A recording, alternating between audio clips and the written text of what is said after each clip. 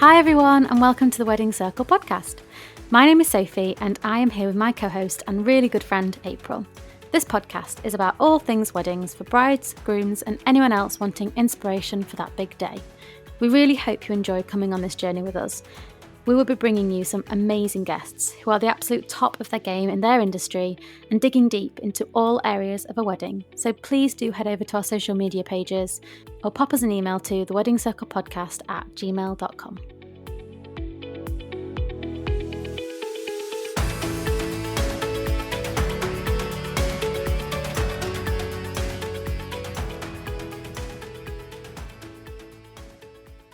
Hi everyone. So one of the ideas that we had with the Wedding Circle was to actually not only interview different suppliers and all of the people that we sort of deal with in the wedding industry, but also speak to some newlyweds, some people that we've worked with that have got married recently. So to kick things off, April thought it would be a good idea to interview me about my wedding. So let's get going. Okay, hey everyone. So the reason I wanted to interview Sophie in her wedding is because a few months ago I went to just have a coffee with Sophie at her house, and there was a picture of her and her daughter on the side at her wedding. So that intrigued me, and I was like, Sophie, I want to see the pictures of your wedding. So we sat and we looked at them all, and it was such a unique day from what I could see and from what Sophie told me. I found it really interesting, and that's why I wanted to interview Sophie on her day so that you guys can hear it as well, because I think you'll enjoy it too. So, firstly, Sophie's other half is called Wayne. So we will be referring to Wayne throughout this podcast. So we'll make a start. So how did you and Wayne meet? Okay, so we met whilst we were studying at college. So we would have been 16, 17. So just left school, started our A levels at the local college.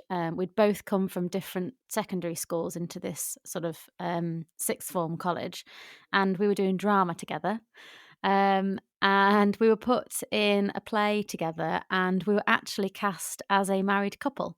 That was our Oh, first cute! meeting. I didn't know that. Yeah, so we had to pretend and act as a married couple, and yeah, that's how we met, Oh, that's so basically. cute. How cute is that? That's one for the grandkids, isn't it? That is. I know. It's Okay. funny, isn't it? So how long, Soph, were you together before he proposed? And then one of the biggest questions, how did he propose?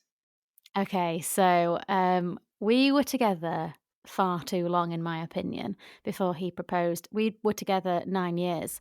Oh Um, my god.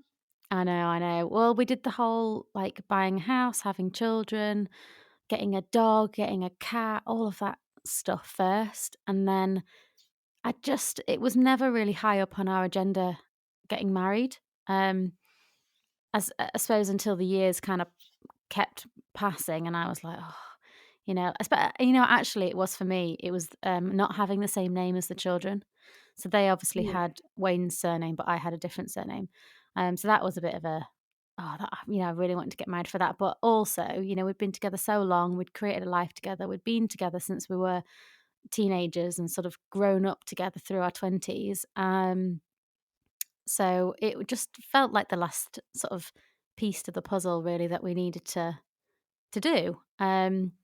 So he proposed in one of our favourite places.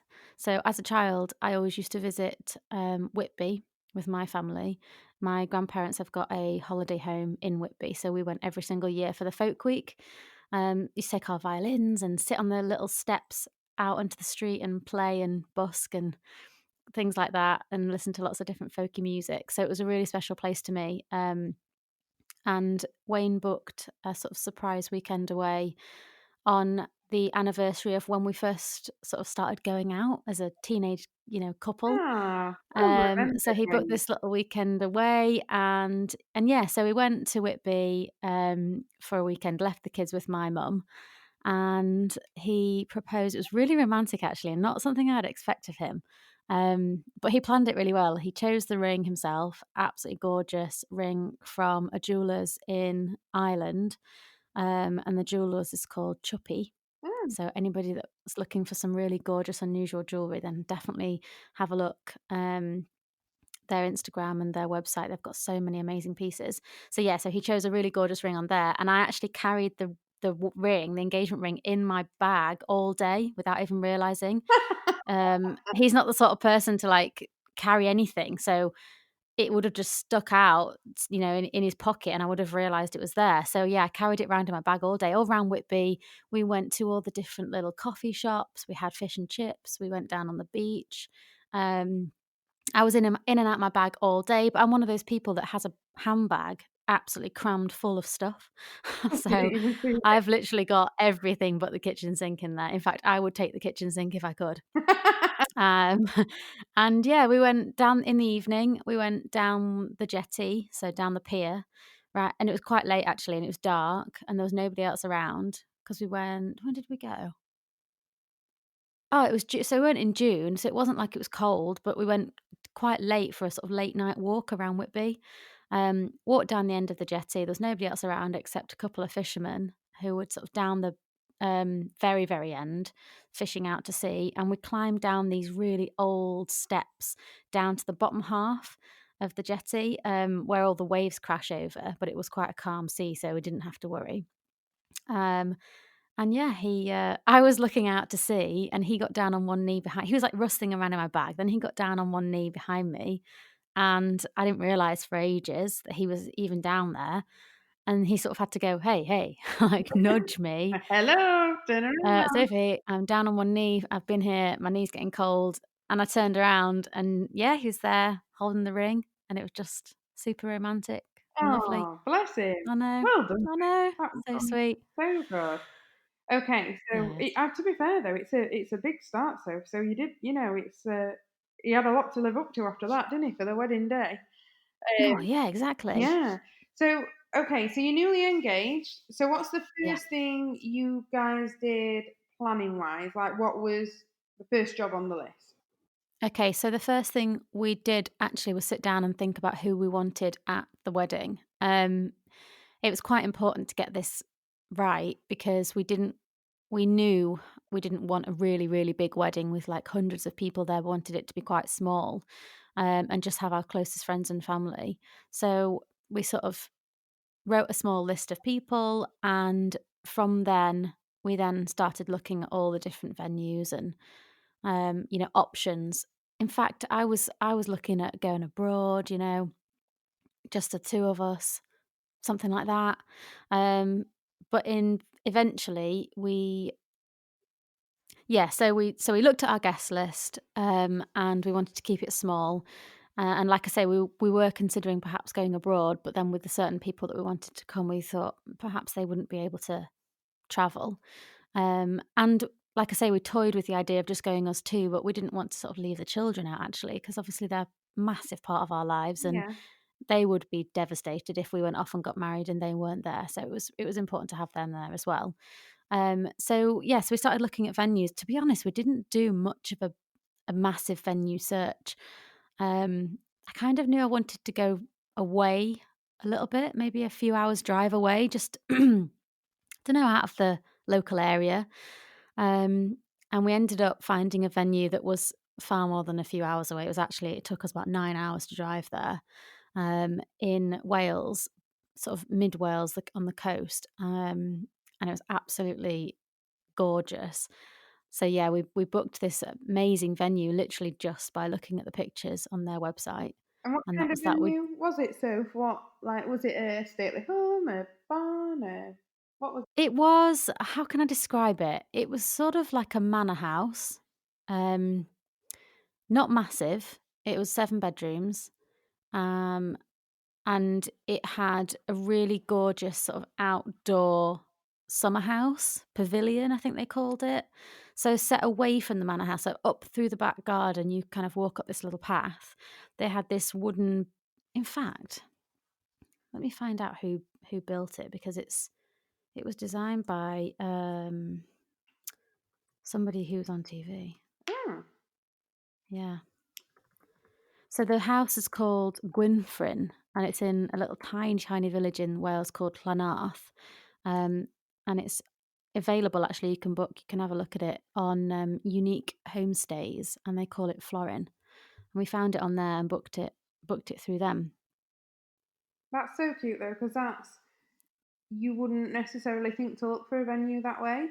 Um, there's No, a lot of like tradition. Well, I say traditional, but I don't mean literally like traditional. I mean people think of wedding venues as purpose-built hotels, stately homes, yeah, farm conversions, whatever. So it's quite nice.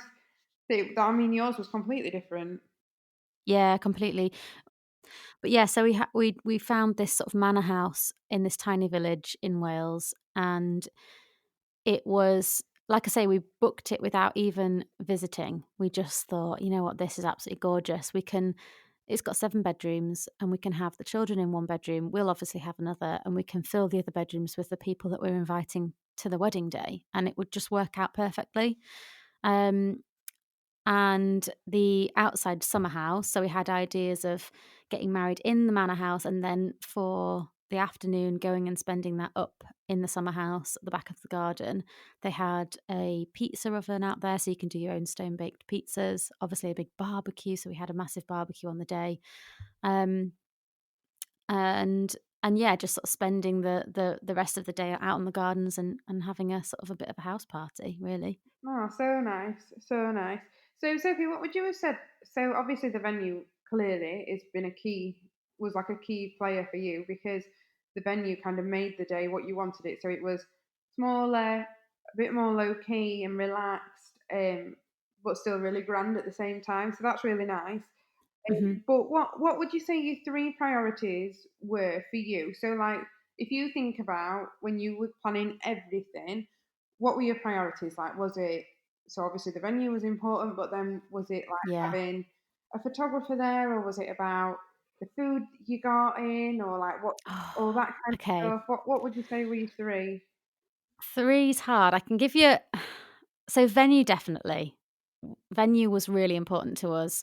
Another little thing about the venue actually was so whilst we were looking at sort of the local area, I mean, we found the venue, we thought, yeah, it's absolutely gorgeous, we want to book it. And then we were looking at the local area and we realised that about 5 minutes drive away, the closest beach to the venue was the first ever holiday that me and Wayne went on. Um, we stayed at that, very, very close to that beach, Oh, and the venue was literally within 5 minutes drive from that exact beach, and it was just like, "Wow, this is absolutely meant to be." yeah, The beach is beautiful. If anybody wants to go on a really gorgeous, idyllic, quiet, beachy holiday within the UK, go and have a look at Penbryn in Wales. It's absolutely stunning. I think it's National Trust actually protected. But yeah, so it was like 5 minutes drive away from Penbryn. And we just thought, wow, this is meant to be.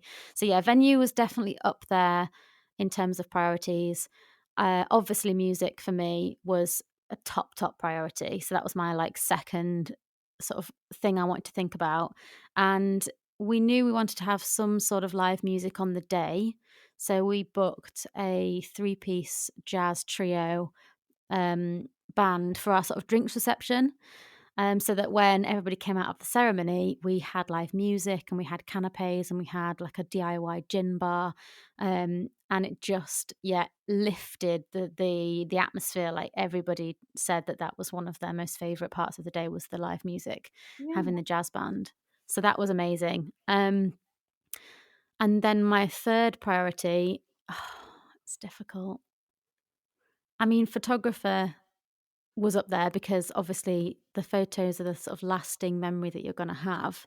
So I spent a long time looking at different photographers and, wondering whether or not do I get somebody locally that I know is amazing and they can sort of travel down with us, or do I find somebody from Wales?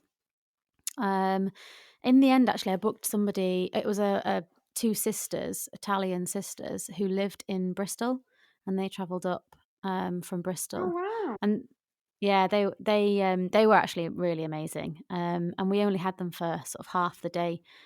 We didn't you know what, actually, that's one thing I would probably do differently is have the photographers for the full day, Yeah. because we missed all of that evening stuff. All of my photographs end after the drinks reception once we started eating, because I just thought, well, we're having quite a chilled out, easy wedding. So once we've eaten, and then we're not having a sort of reception do or anything like that, so they may as well leave. But actually, we do have photographs from the evening that we've taken, but they're not as good as obviously the ones that photographer has taken. So Yeah. that's one thing I would change. Tell me, and this is going to be hard, but tell me what your favourite moment of the day was. Like, is there a specific moment during the day that really stands out to you that you think back to? If you think back to your wedding, that's the first thing you Mm. think of.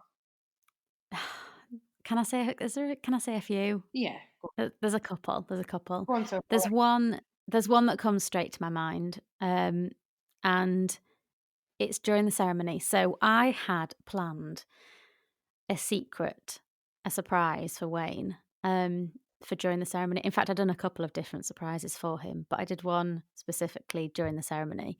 So in the run up to getting married, obviously you have your meeting with your registrar. I think you have to go and register with your local authority. And then you also have to, if you're getting married outside of that local authority, you have to then go and speak to the people in the local authority of wherever you're getting married. So we had to then go and speak to the people in Wales. Um, it was in Ceredigion, I think it's called. And so the whole time they're sort of asking you to fill in lots of different forms, answer questions. How do you want this to be? How do you want that to be? And there were specific questions about the ceremony. So there were things like, how do you want to be addressed? Do you want us to ask your guests not to take any photographs and things like that? And they always ask the question, is there going to be any readings? And we were like, no, no, absolutely not. And we'd spoken about readings and we both said, it's not really our thing. We find it, sometimes they can come across a little bit cheesy if you're just choosing a reading that somebody else has written and reading it out. It just doesn't feel authentic. So we're just like, let's just not do readings and we'll leave it at that. But one day I was in the garden and it was really sunny, and I just thought, you know what? I've got an idea in my head of this poem that I want to write. Ah, cute. So I started writing in my phone in the notes, just this little Best idea come in your rhyming. notes, Soph. Best ideas come in your phone notes. They do, yeah. And I started writing this little rhyming sort of reading that I thought I'm going to read this out during our ceremony. Um, And it rhymed, and it was all about me and Wayne and how when we met, at college, and he was a lad, he was such a lad, and then I fell pregnant with our first baby, and then he went from a lad to a dad, and he's the best dad that I've ever known, all this, Ah, stuff. yeah, And it just went and went, it went on and on, and I had, I don't know, maybe 10 different little verses. And I thought, I'm gonna read this out during the ceremony and as a surprise. Anyway, so obviously, Wayne had no idea that this was going to happen. So then, when the registrar during our ceremony said, okay, and now we have a special reading from the bride. And she handed me my piece of paper, and Wayne just looked at me with he's alarm. he's glaring at me, thinking, what? I didn't think we were doing readings. Anyway, I started reading it, and he absolutely sobbed. Oh, In fact, all of his friends did. Everybody, all of our guests. I think we had about 30 guests, and I'm not even joking. There wasn't a dry eye um, in the house. Just wow. because I think they all knew we'd been together since we were teenagers. We'd grown up together. We'd had these two children, and yeah, it was tough. Like having children young is hard, and then growing up together and fighting through all of that. And now look at us. We're getting married, and yeah, it was lovely. I Yeah, I might actually, type it out and sort of pop it on the podcast notes if anybody wants to have a little yeah, that'd little be read. really nice. Yeah. Oh, you're So, yeah, romantic, you. that's one of the moments that stands out. And another moment is another surprise that I did for him. He absolutely loves ice cream. It's like his favourite food, I mean, and when he who was doesn't? I know. And when he was a child, his mum said she said to me all the time, "Oh, when Wayne was little, I could never get him to eat anything. Just give him ice cream. At least he Mm, was eating something." So I booked a surprise ice cream van on the wedding day. So after we'd all had our sort of barbecue and stone baked pizzas and everything, um, we heard this ice cream van tune, like they play the loud music, yeah. and they'd driven up the driveway and everybody got an ice cream. It was Oh, brilliant. fab. Yeah, it was great. That's so good. I could have been there, Sophie, if we'd have known one another. Oh, no, I wish. And the me and the bike down to Wales. Would you have sung a little tune for me on the way in? I mean, I could have got a bell or a horn, couldn't I? I mean, Yeah. I'll sing for you, mate. I could sing for you. Can you imagine? As part of the package of the ice cream bike, I will sing on my way to the wedding. Okay, that's really nice. They're cute, really cute. So you have kind of touched on this already, but we'll go into it, I suppose, a little bit more. So, if is Mhm. there anything, Sophie, that you'd have maybe done differently if you could do it all again? Okay, so I would have definitely, like I say, have booked my photographers for the entire day and not sort of sent Yeah, them home halfway through the day. Um, and I would also because the venue that we chose was completely self-catering, so there weren't any staff that sort of worked there. The guy that owned the house was quite involved, so he popped over in the morning to see us, and there was a sort of a groundsman that lit the fire pit at, late at night for us and made sure that the fires in the house were lit ready for when we got back in, and he kind of did that sort of thing. So what we did was we hired some waiting staff, to come and help on the day, sort of clear away, all the, crockery and glasses and cups and whatever, and we only hired 2, and thinking about it, I think we probably should have hired 4. yeah, Because not that they didn't do a bad job, I just wish that they were quicker, and it wasn't their fault, there was only 2 of them. So we should have hired 4 people. So, when you're looking at venues and things for yourself, maybe consider the staff. yeah, If they've got staff, and, if you've got to hire staff in, then have a think about how many you want for how many people you've got. Um, would I have done anything else differently? Probably not. no, good for you. It sounds like a really lovely day. Yeah. I'd probably, I can't think of anything that you would want to do differently. I think it's really nice how like unique it was. You got a real by looking at your photos, you got a real sense of how special and unique and, like you say, authentic that day was. And Yeah, it was very true to us, we sort of kept it exactly what we wanted from the day, and kept it low key. We didn't have anything extravagant really, other than the ice cream van. yeah, I mean, it was a good extravagance to have one. So what we did was we had the small wedding with only 30 of our guests, like our closest friends and family.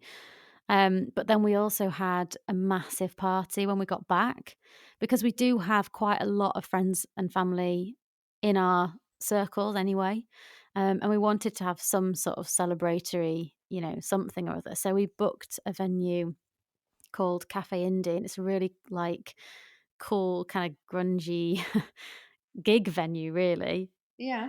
Um, and going back to the Whitby story, so when we first got together, our first ever sort of like little trip away, well, no, was it our first one? Anyway, one of our first little trips away was to Whitby, and we saw a band busking on the street, and they were absolutely amazing. They had a fiddle player, and they had like drummers and guitarists and all that kind of thing. And they were like this folk band, but they had a real like rocky edge to them, and they were like jumping around and making a lot of noise, and we just absolutely loved it. So we picked up a CD, and we've listened to it like our entire relationship. Ah, And then for our wedding party, so the one where we had like 200 guests come, we booked them for the music.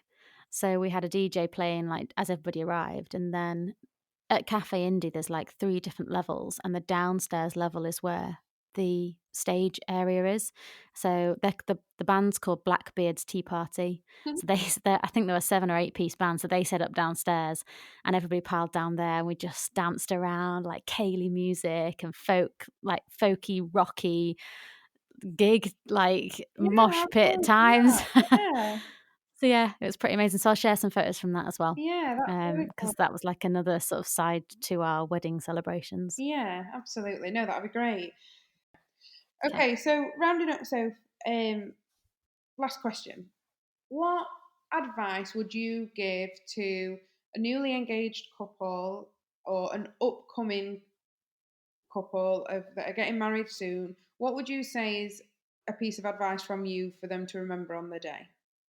Okay, so I always give this piece of advice out, to my couples when I meet with them actually, and it's very simple. but it's important. I think it's really important. So during the ceremony, as your partner is about to come down the aisle, make sure you turn and watch them walk in, because it's such a special moment, you know, that's sort of, this is what you've been waiting for, that it's such a shame if you miss it. If you stay facing the front, facing the registrar, and you don't turn and watch them walk in, then they're going to arrive next to you. You're just going to glance to your over your shoulder, give them a little hi, and then that's it. And you've missed that moment, that one special moment that you can't ever get back. So yeah, always turn and watch them walk in. I just think that's really important. And just before we finish, I I just think it's so important to make sure this day is exactly what you as a couple want. You know, yeah, all right, it's good and well having outside influences and chatting to your friends and family about what they think you should do with this, that, and the other. But your core wedding has to be what you guys want, because it's no good, planning things that you think, oh, I would never have done that. But, my mom or my mother in law has said that I must do it this way. And then on the day, you're just going to be unhappy. I've actually got a story to tell you about that. So, in the lead up to my wedding, because we were going away, we were staying away for a whole week, and we were getting married on. So we set off on the Friday. We were getting married on a Tuesday, and then obviously coming home on the Friday. One of my, I couldn't figure out how to work it, was flowers. I couldn't find anybody locally that I was like overly keen on. Looking, if I were to look now, I'd definitely find somebody, but back then I just didn't know where to start, and I couldn't find anyone. So I thought, okay, well, I'll buy some faux flowers and I'll have a bouquet made. I looked on Etsy and I found somebody who deals with silk flowers, and I had this bouquet made. And I was like, and I'll just take them with me in the box and that'll be fine. And I spent quite a lot of money on this bouquet. I think it was like £150 on these silk flowers. And I thought, well, I'll keep it, they'll last. I'll be able to pop it in a little vase at home, whatever. And then on the day, literally like 2 minutes before I was due to walk down the aisle, I had this bouquet in my hand and I just looked at my sister and went, "Why have I got fake flowers? This is so not me. Like, why have I done that? I've spent all that money on these fake flowers and I'm not feeling it." So I put them to one side. I grabbed some fresh flowers out of the vase that was next to me and I walked down the aisle with them. So if you look through my wedding photographs, then please don't expect to see like wonderful flowers, because they were just probably from the local garage. But I would rather have something true to me, fresh, beautiful, real flowers, than something that isn't really I would have regretted it. I would have looked back on the photographs and thought, why did I do that? So I'm really pleased I put them to the side and picked out the fresh flowers. Yeah, good for you. And it just fits perfectly with the day, like as you will see on the photos. Yeah, It just yeah, it was the right thing to do, and you figured it out in the last moment. So good for I you. did. So fab. Well, thanks for listening, guys, to our third podcast. We hope you've enjoyed it, and we look forward to interviewing some suppliers and other newlyweds soon, and sharing a Yes. little bit more about the wedding world with you guys. We have some really amazing guests lined up. I've been in touch with a couple of different newlyweds, and they're keen to tell you all about their wedding days. So that's exciting. And obviously, we have an amazing list of different suppliers that we want to chat to as well. So please keep listening. We really appreciate you sticking with us and listening to this podcast. And we hope that it sort of brings you a little bit of light relief from all of the stuff that's going on in the world at the moment. Yeah, absolutely. Thanks a lot, guys. See you next Thank time. you. Bye.